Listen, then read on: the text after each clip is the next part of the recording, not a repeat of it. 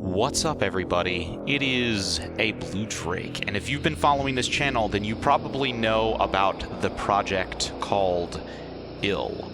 This is a gruesome game in development by a crazy Russian visual effects artist called Oleg Vdivenko. At least, I think that's how you say his name. I still cannot pronounce Russian very competently, but there's been a lot of information posted about this project, both in-engine screenshots and footage showing all of the assets that Oleg is currently creating, as well as updates on the studio itself, what it's currently doing, and how they are making progress on the first playable demo. So, let's get into the details. First off, the studio Clout is now officially registered in Canada.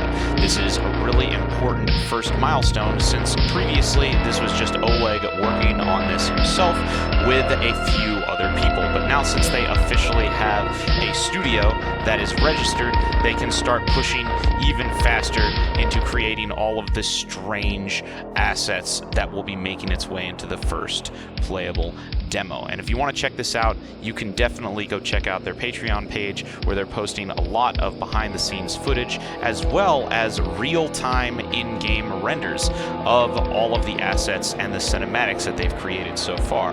And this is an important thing to touch upon. Currently, the cinematics that have been released are all scripted.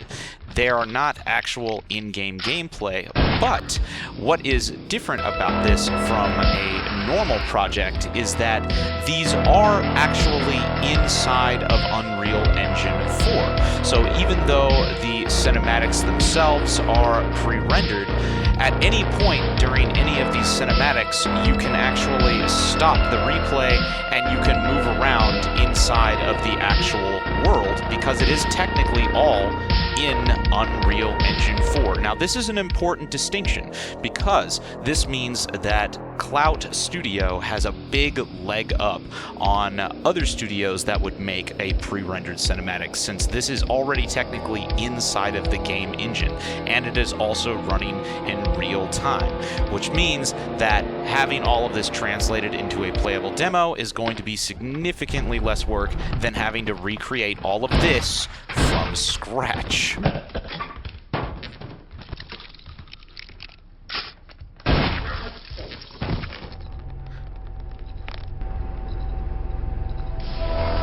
So, this has me very excited about the prospects of having the demo being complete in a relatively short period of time, since all of these assets and all of these renders are already completed inside of the engine that they're planning to create the game in anyways. But keep in mind, we are also witnessing the very beginnings of this project, which means, like many other games, it could take a significantly longer period of time than most people would think in order to have a playable demo completed, since many games like this take multiple years to be completed. But I'm actually hoping that a demo might be able to come sooner than that. But it's not only a couple of days away, so keep that in mind. There's still a lot of work to be done. Now, Oleg has been really cool about giving people a lot of behind-the-scenes footage about how all of these creations are being made, all of the assets that he's creating, and showing how they work inside of Unreal Engine 4, which helps give us insight on which things are actually going to be inside of the game, which things are just placeholder or showcase, and how it's all going to work when it is all tied together.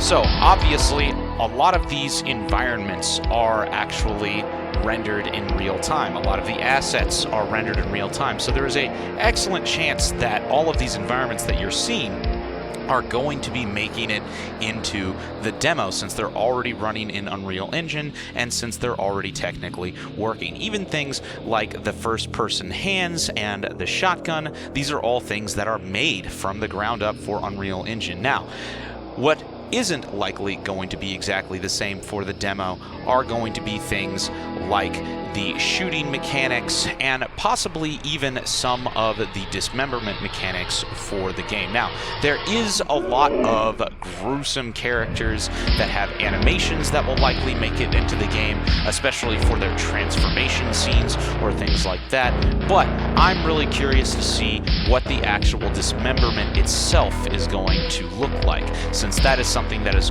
likely going to have to be programmed in a completely different way than when they're using the Unreal sequencer to create these cinematics. But all of these forests, all of these environments are likely going to be the same environments that you're going to see when playing the game. Although, granted, it is all a work in progress, so while everything is subject to change, likely a lot of those environments will be improved or changed before actually being placed into the game.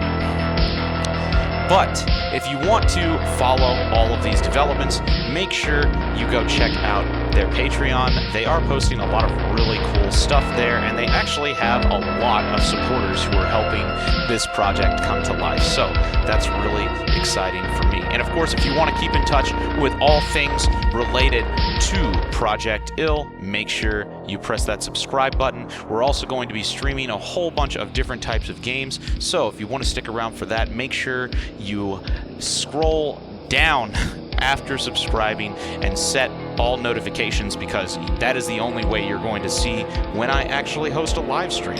So that is it for today. Thanks so much for watching, and I will see you in the next one. And remember, Blue Drake loves you. Don't kill too many zombies while you're away. Bye!